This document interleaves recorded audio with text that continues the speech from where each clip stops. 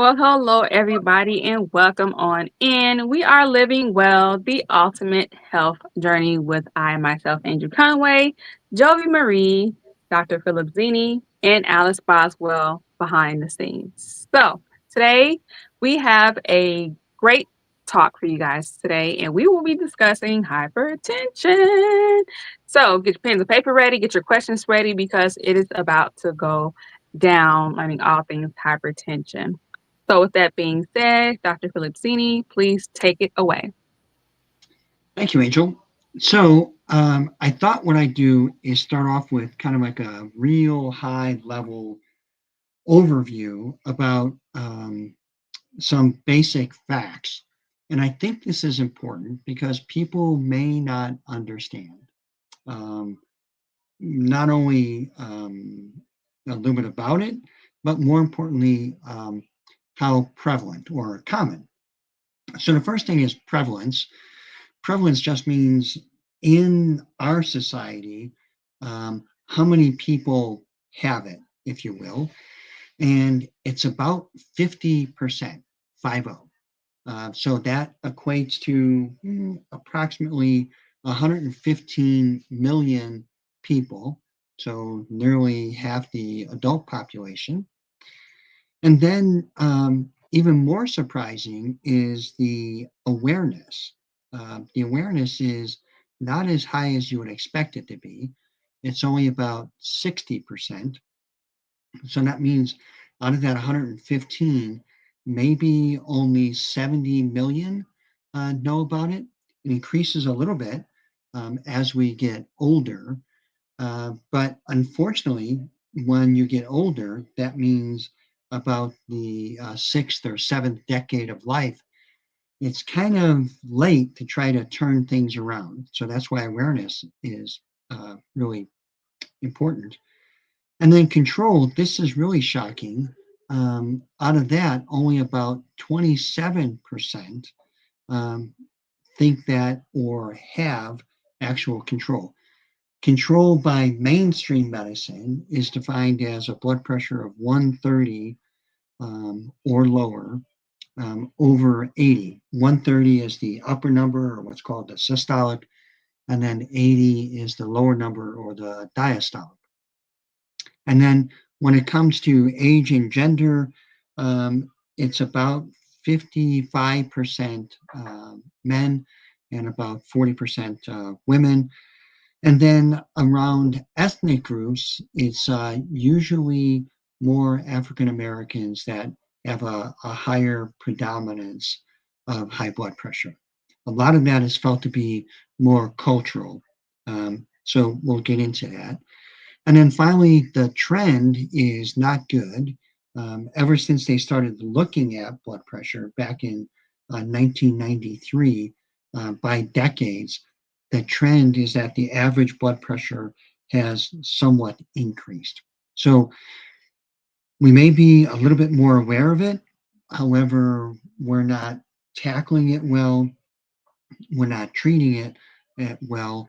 And more importantly, um, people just aren't taking it serious enough. So, the first thing to talk about is treatment.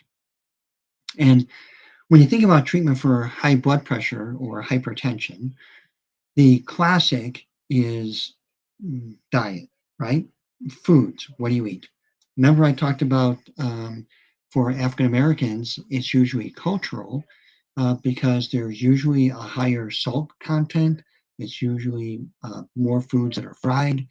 So, as a result, salt in general, specifically sodium, or the good old fashioned salt that's on a table, that will have a tendency to increase your blood pressure.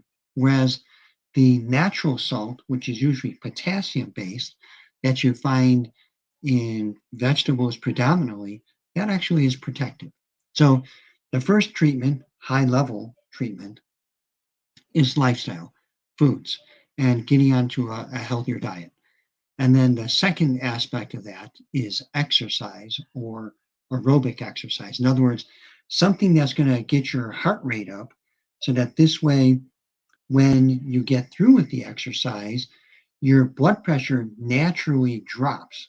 It increases while you exercise, and that's a normal response. But then there's this reflex or kind of a rebound, if you will, lowering. And that lowering will last for several hours throughout the day. So that's why exercise is so important for one of the mainstays of exercise and lowering blood pressure and how it kind of all ties together. There are some supplements that we can talk about later on, but the last thing I want to tie in to high blood pressure, hypertension, because this is heading into Valentine's Day and everyone thinks about Valentine's Day and heart health. The other comorbidities that go along with high blood pressure and heart health in general is diabetes. People that have diabetes have a 50% increased risk for heart disease or heart attacks. And then the other comorbidity with that is something called metabolic syndrome, which means being overweight or possibly even obese. So those things all tied together in, if you can imagine, along with maybe not so good of a diet, is high cholesterol or hyperlipidemia. So that's kind of the home run, if you will, of all the bad things. It's beyond the trifecta, it's the home run of all the bad things that are linked together that can gang up on your heart and cause problems. So, with that high level overview, I'll pause for a second and see if there's already a question. Very good. Yeah, so Brian asks, what are the normal, elevated, and high blood pressure ranges? Good question, Brian. Yeah, that is a question. So, there's phases or steps. 120 over 80 is considered kind of average. Some people will say that phase one high blood pressure is something just above that. Others will use 130 over 80. Then the next phase is 140 over 90. However, I really try to gear people towards the 120 over 80. You'll find some research that'll say, well, as you get older, the blood vessels just kind of get a little bit stiffer anyway. So as a result, your blood pressure is naturally going to creep up. But that's not really what's happening. What's happening is that we're just leading unhealthier lives. So mainstream medicine said, big deal, it's going to happen. But that's not really the way we should live. We should live proactively, preventively, proactively. So I'm always striving for 120 over 80. I like what you Mhm. said, preventively, proactively. Yeah, That's yeah, key.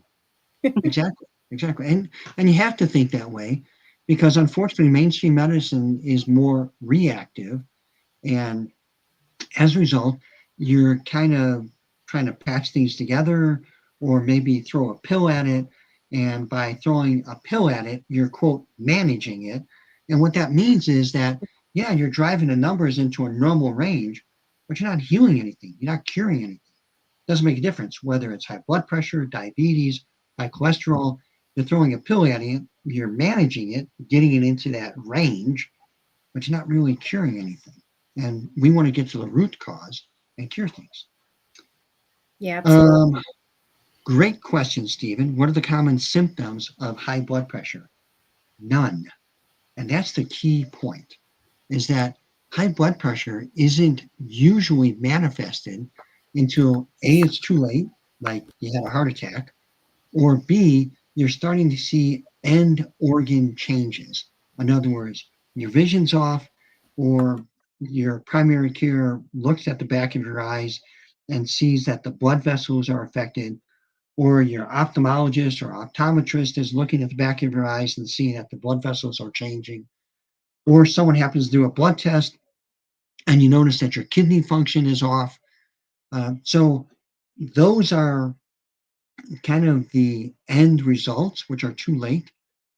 Sometimes, not often, sometimes people can have headaches, or they may feel a little bit off, like their balance may be off or something like that. But unfortunately, it's called the silent killer for a good reason, because the body is very well adept at trying to keep the blood pressure regulated in those end organs, in the eyes, in the kidneys, in the brain, until it's too late. So that's why it's always good to have your blood pressure checked at least once a year. If you're at risk, again, high cholesterol, diabetes, overweight, probably 2 or 3 times a year. That's true. So David has a question, Dr. Philip. So how does age affect the risk of developing hypertension? So sadly, there used to be a age-related risk. In other words, the older you got, the stiffer the blood vessels became. So your blood pressure would naturally go up as you got older. However, because there's this burgeoning increase in weight in younger people, we're seeing high blood pressure in teenagers, which is crazy, but we're seeing it. So it's not so much age as it really is lifestyle. When you have a poor lifestyle, then your blood pressure is going to be affected. And it really doesn't make a difference what age it is anymore. People need to be checked on a regular basis. So we have a question from Alice. She says, how does obesity contribute to high blood pressure? Very good question, Alice. So, unfortunately, people think that adipose tissue, the big fancy word for fat, is inert. In other words, it just hangs out and doesn't do anything. However, fat tissue, adipose tissue, is not inert. It has a vascular supply, which means that there's blood vessels going through all tissue. If you have more adipose tissue, that means you're going to have more blood vessels going to it. So think about it like a garden hose. If you had a garden hose that is 3 feet long, the pressure at both ends are going to be pretty much the same. The pressure that is near the faucet or the spigot is going to be pretty close to the pressure at the end of 3 feet. Now, if that garden hose is 100 feet or 1,000 feet long, think about it. The pressure at the other end is going to be much diminished, or what happens, and this is what the heart does reflexively, the heart increases the pressure at the spigot. So the heart squeezes harder, pushes the blood out harder and a little bit faster. And as a result, that raises the pressure.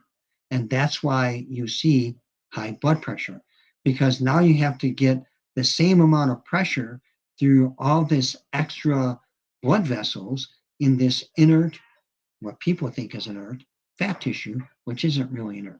So what we try to do is get people to reduce weight, reduce fat.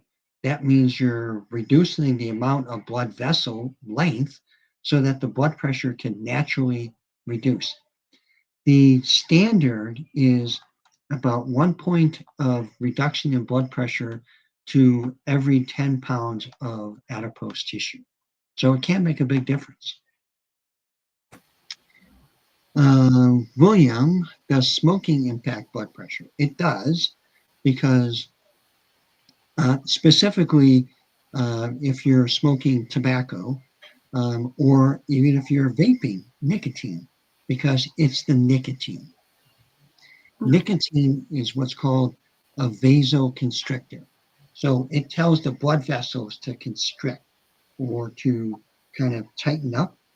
By tightening up, that increases the blood pressure because you're having a hard time driving blood through that smaller vessel.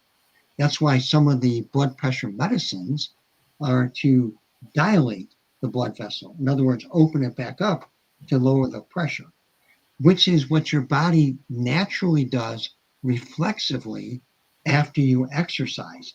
It naturally dilates the blood vessels to lower your blood pressure. So that's why it doesn't make a difference whether you're smoking cigarettes, cigars, vaping nicotine. It's generally not good for you. Or even chewing. Individuals that'll chew, that also has nicotine in it. So in general, not good for you. Wow.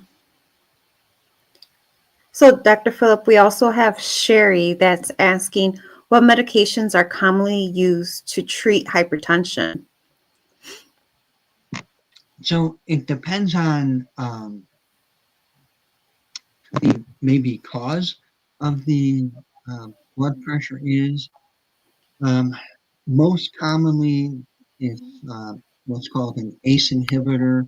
So that's all the prils. So lisinopril, Accupril, enalapril, those ones. If the blood pressure is because of salt in the diet, then it's usually a diuretic like hydrochlorothiazide or chlorothalidone or something like that. If the blood pressure is because the heart rate is too fast, then it's a beta blocker like labetalol or propranolol or metoprolol, one of the OLs at the end of it. However, they all have side effects, which is not good. So if you can, again, do things naturally through lifestyle change, what you eat, how you exercise, maybe some supplements, then you can do better without having to take a pill because the pill isn't going to cure anything. Supplements can, the diet, lifestyle, exercise, that can. Mhm. So again, we're looking for the root cause and trying to enact a cure as opposed to just putting a big band-aid on something and not really curing it. Yeah, absolutely. So, going with exercise, Brian's asking what type of exercises are best for managing hypertension, Dr. Philip?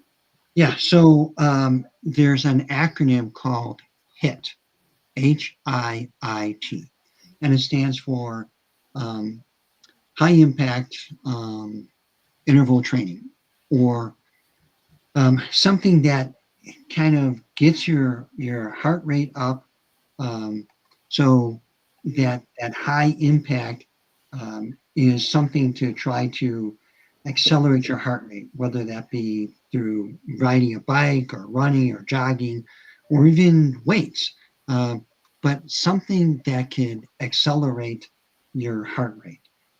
Doesn't necessarily need to be impact, but anything that can increase the intensity. So some people also call it high intensity interval training. Anything that can increase the intensity, and then you follow that by a short period, or depending on how you're starting off, with an alternative period where your heart rate rests a little bit. So there's a high interval, then a relatively interval of a lower heart rate, and then that can be vice versa. As you get more trained, then your high interval may be longer, and your relatively lower interval intensity may be shorter. But in the beginning, usually it's about 10 to 15 seconds of high interval, and then anywhere from 1 to 2 or 3 minutes of a lower interval. But that type of high intensity interval training will help out with getting your heart rate up. Also, that'll boost your metabolism. So this way, throughout the rest of your day, your metabolism is raised and that good lowering of your blood pressure carries out through the day, which is the second part of exercise. If you can, try to get your exercise in the morning. This way it carries out through the whole day.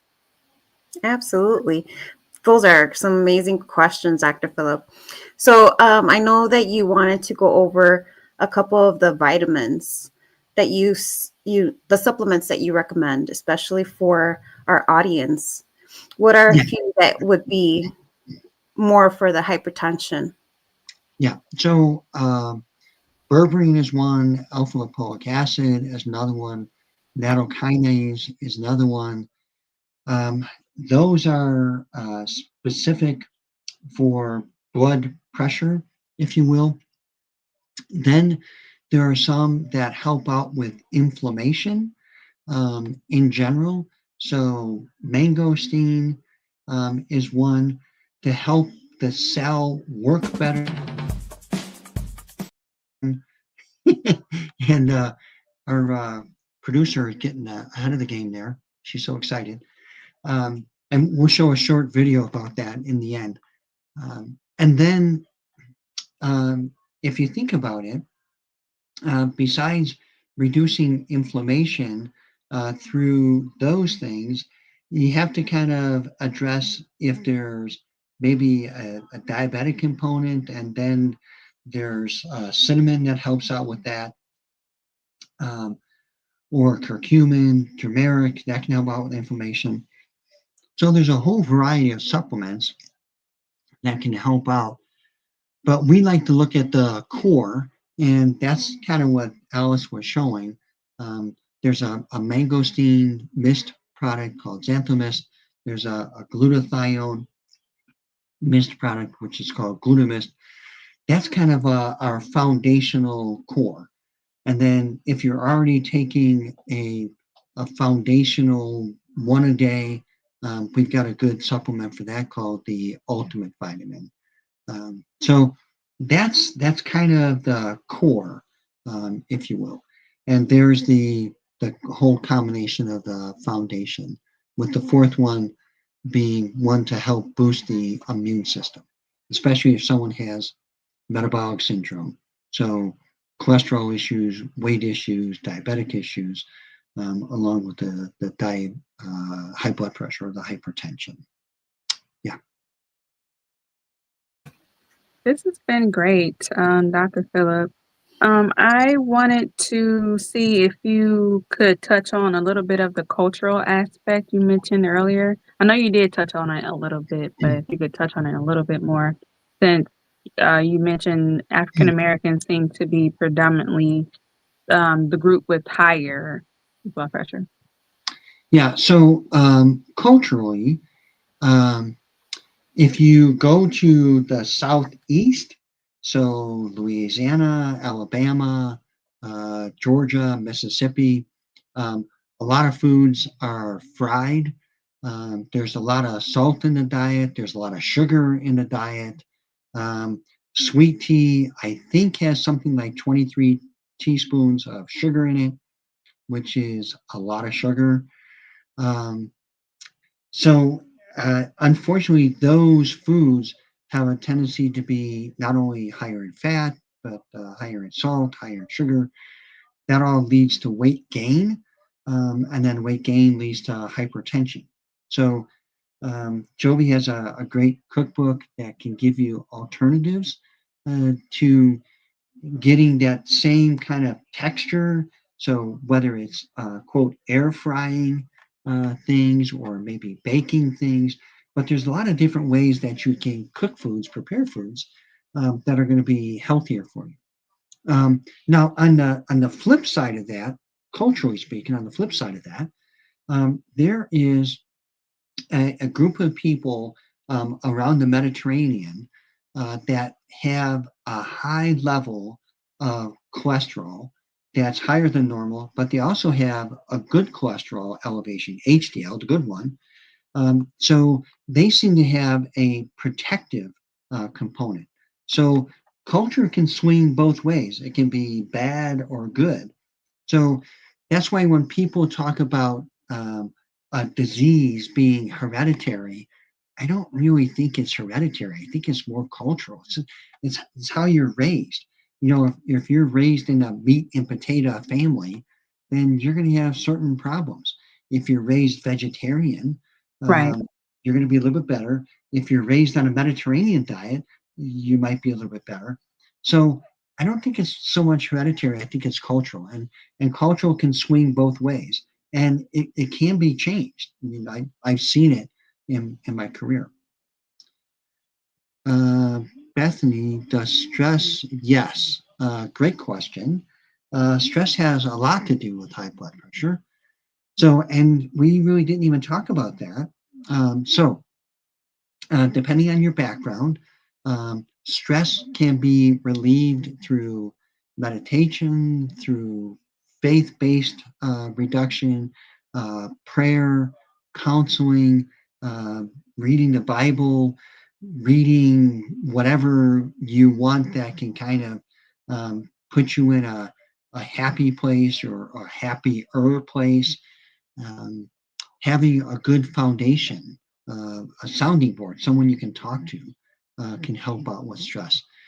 There are some natural things you can do, like chamomile tea, lavender, that help out with reducing stress. But unfortunately, stress can be not so good on blood pressure. Yes, absolutely, Sherry. Yeah, high blood pressure can cause a stroke. So that's why in the medical surroundings, if we see someone that has a blood pressure of 180 over 100, 110 consistently, we try to pharmaceutically drive that pressure down.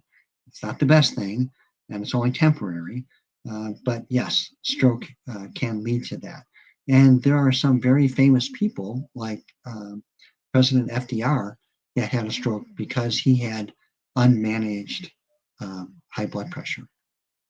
Oh, wow. So you mentioned, 180 over what did you say? 100, 110. Yeah. So on the lower end, what's a blood pressure that's like, go to the doctor now? So usually when your blood pressure is so low, you definitely you'll feel lightheaded or you'll just pass out. So um, typically that's like a systolic of 80 or 90. Um, because again, think about it. Blood pressure means that you're pushing blood away from your heart up, and the most important structure going up is your brain. So if Mm-hmm. there's not enough blood pressure getting up to your brain, Oh, yeah, you're gonna it feel it. just kind of checks out, and then you fall over, and then the blood pressure is even. Yes. So, like, I know whenever I've gone to the doctor, I've always been on the low end. So, what would you say about people that, you know, check their blood pressure and they're just like, I'm running like 109, over 70 consistently. Is that good? Is that bad? That's good. Again, as long as you've got enough blood pressure to get to your brain, you're okay. And technically, the relatively lower, or if you keep your blood pressure low, you keep your heart rate low, then you're less at risk for a stroke, you're less at risk for a heart attack. And then Brian said, can high blood pressure be reversed? Absolutely, it can be. There's very rare causes of blood pressure that can't be reduced, that may have to be surgically corrected because there's blood flow issues to the kidney, which affects some hormones. Um, but usually, blood pressure can be reversed. It's pretty rare where it cannot be. Right. Just like just like we mentioned, Brian, it's too low when you're not getting enough blood flow to your brain and you pass out. That's when it's too low. And quite frankly, I've seen patients that we've worked on all the good stuff. We've worked on diet, we've worked on exercise, we've worked on supplements, and their primary care physicians don't want to reduce the medicine. So they naturally reduce it themselves because their blood pressure is getting so low, they're getting kind of dizzy. And then finally, when they go to their primary care for a checkup and they look at the blood pressure and say, "Oh, you're doing great. Medicine must be working." And then the patient says, "Well, no, I haven't been on my medicine in about 3 months." It's all this natural stuff that you never talked about. But, Right. Right. know, Well, thank you so very much. This has been an amazing discussion on hypertension and blood pressure. Thank you all for the engagement. Thank you all for the questions. Keep them coming in. We will do our best to continue to answer them. We're going to wrap up with any final thoughts. I just want to share that I know firsthand about some of the blood pressure reducing methods I have personally implemented. Decompression through deep breathing and listening to music definitely is something that helps me, especially like when I'm in transition, going to work or coming back from work. So I just, encourage all of you to find out, what works for you and to, work on that and do that on a consistent basis and see how that works for you and, keep trying new things. Yeah. You have the power to help yourself be better, feel better. So, Jovi, any last final thoughts? Yeah, absolutely. I do recommend that as well. Go for walks. Those are the main things. Like if you know that something's not right with your body, get the medical help and ask questions. Ask many questions as you can, so at least you can get some feedback. So Dr. Philip helps us out in so many different ways. And just going with those questions that you do ask, especially with this platform that we're in right now, ask those questions. If you're questioning something that's not right, bring those questions along and go for that walk. Do the HIIT workouts like Dr. Phillips says. Those are the main keys. Anything else you want to add, Dr. Phillip? So there was one last question. Darlene asked us to go over the supplements again. So berberine, nattokinase, alpha-lipoic acid, hawthorn berry, glutathione in the form of Glutamist, and mangosteen in the form of Xanthomist. But the bottom line is most people, I would probably say a significant majority of people, have the power in their own hands to control their health, to control your destiny. You have the power. You were created in the image of God, and God doesn't create bad things. So you have the power to change it. We're here to help you help yourself. God bless you and be well. Awesome. Well, tune in next week, Wednesday, 8 p.m. Central Standard Time for Living Well, the Ultimate Health Journey. Until then, be well. Take care. Thank you.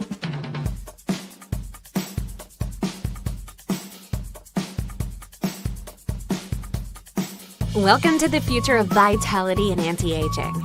Our revolutionary products in our Vital for Life pack will support your journey toward optimal health, beauty, and longevity.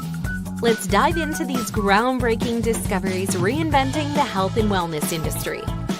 As you twist and mist delicious Glutamist onto the soft tissue of your mouth, you'll love how the nanobubbles enter your body and are delivered in as little as 4 seconds with almost nothing to swallow. Glutamist is an advanced, highly absorbable mist combining nano-sized, pharmaceutical, medical-grade glutathione in our proprietary cellular nutrition blend. This blend of 60 essential ingredients supports detoxification, slows aging, increases energy, and improves regeneration. Modern science confirms that glutathione depletes regularly. Our bodies naturally produce less glutathione as we age, along with factors such as oxidative stressors like stress, poor diet, smoking, pollution, and infections. Our 10x Pure proprietary process enhances the bioavailability of glutathione, optimizing up to 99% absorption and magnifying its benefits. The master antioxidant glutathione supports cellular energy production, healthy aging, muscle and joint health, inflammation health, optimal immune function, natural detoxification, quality sleep, mental focus, and beautiful skin. It is also perfect for athletic performance and the rigors of an active, age-defying lifestyle. CTFO's Performance Mist category is bolstered with the addition of Xantho Mist, which delivers powerful mangosteen-derived xanthones directly into the body. Using our 10x Pure proprietary encapsulated nano-emulsion technology, Xantho Mist bypasses the degradation of gastrointestinal gut enzymes, ensuring higher potency and bioavailability of its active ingredients. Oxidant-rich Xantho Mist supports overall health and well-being, cardiovascular health, a healthy inflammatory response, immune system support, blood sugar balance, and brain function. And we don't stop there. CTFO's 10x Pure Ultimate Multivitamin and Mineral Supplement is a patented breakthrough in the nutrition industry. Enhanced with our 10x Pure delivery technology, it ensures optimal absorption of vital nutrients, supporting cardiovascular health, cognitive function, bone and vascular health, and more. Most vitamins on the market end up in the toilet. Ensuring proper absorption is a crucial key to reaping their health benefits, which CTFO's 10x Pure technology delivers. This innovative supplement combines 23 exceptional ingredients, including amino acids, chelated minerals, biologically active folate, vitamin K2, and vitamin B12. It's the ultimate cost-effective solution, delivering remarkable results for those seeking optimal health and vitality.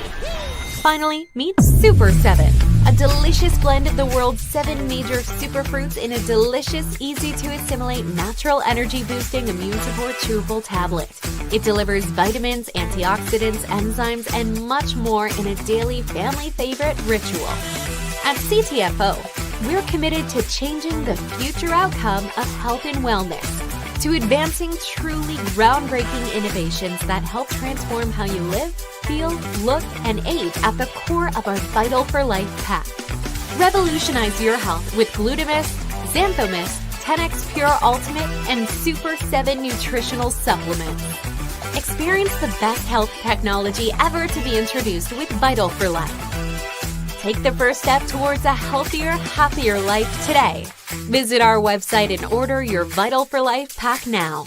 Our commitment to excellence extends beyond quality products. It's about ensuring your satisfaction every step of the way.